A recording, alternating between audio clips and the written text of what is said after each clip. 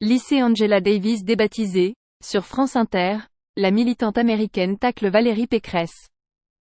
Durant l'été, Valérie Pécresse avait demandé de changer le nom d'un lycée de la Plaine-Saint-Denis car des déclarations d'Angela Davis avaient été jugées contraires aux lois de la République.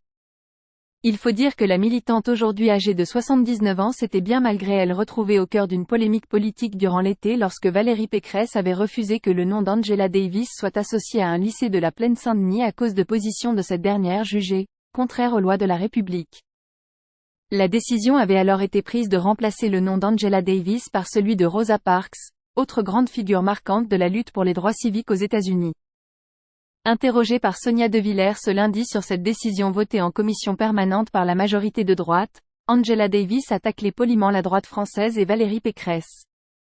Je ne peux pas dire que le lycée ne doit pas être nommé Rosa Parks, a-t-elle d'abord expliqué après avoir rappelé que Rosa Parks a participé à la campagne pour à Liberté, et qu'elle a fait beaucoup plus que refuser de céder sa place dans un bus, en tant que militante et progressiste. Pourquoi Rosa Parks convient à la droite française, mais pas Angela Davis? Lui demande alors la journaliste. Parce que la droite française ne sait pas qui est Rosa Parks, glisse alors Angela Davis en souriant. Une pique délicate mais qui a le mérite de mettre l'élu des Républicains face à l'absurdité de sa décision.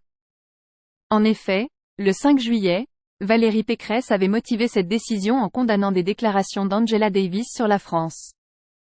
Dans ces conditions et compte tenu du fait qu'Angela Davis est toujours vivante et qu'elle peut continuer de s'exprimer de manière très positive sur l'État français.